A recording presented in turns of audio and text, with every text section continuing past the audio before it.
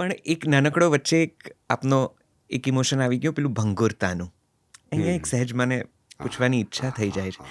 વિનોદભાઈ, ક્યારેય જીવનમાં એવું લાગે છે કે મારી આ કવિતાઓ કાળના કોઈ ક્રમે ભૂંસાઈ જશે, ડગલે ને પગલે લાગે છે, ભંગુર થઈ જશે, તો એની કોઈ પીડા, ડગલે કોઈ ને પગલે વેદના થાય, ક્યારેય એવું થાય છે કે વિનોદભાઈ નહીં યાદ રહે આવનારી પેઢીને? તો એટલે હું આવનારી પેઢીને ધ્યાનમાં રાખીને લખું છું એવું તો છે નહીં.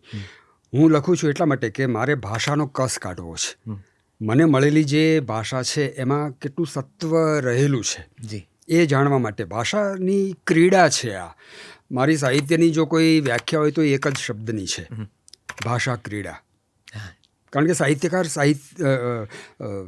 ભાષા વગર તો લખી જ નથી શકવાનો. સાહિત્યકારનું મીડિયમ જ એ છે. તો એ કાલિદાસ હોય કે વિનોદ જોશી હોય, એનાથી ભાષા તો છૂટવાની જ નથી. તો મને આવું થયા કરે. પણ ભવભૂતિએ એવું કહ્યું છે કે ઉત્પત્સ્યતેસ્તિ મમ કોપી સમાન ધર્મા કાલો હ્યયમ નિરવધિર વિપુલાશ્ચ પૃથ્વી. કાળ અનંત છે અને પૃથ્વી વિશાળ છે.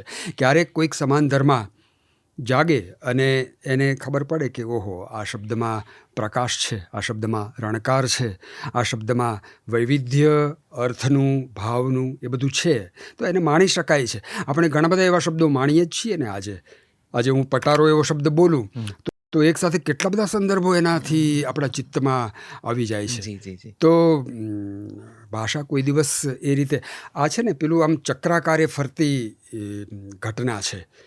કાલિદાસે મેઘદૂતમાં પેલી એક પંક્તિ લખી છે, નીચેર ગચ્છત યુપરી ચ દશા ચક્ર નૈમિક ક્રમેણ. આમ રથ જતો હોય તો પૈડું પહેલાં જમીનને અડેલું હોય, પછી સહેજ આગળ વધે એટલે એ જમીનને અડેલો ભાગ પાછો ઉપર આવે, વળી આગળ જાય એટલે વળી પાછો એ નીચે આવે. આ ભાષાનું આવું છે.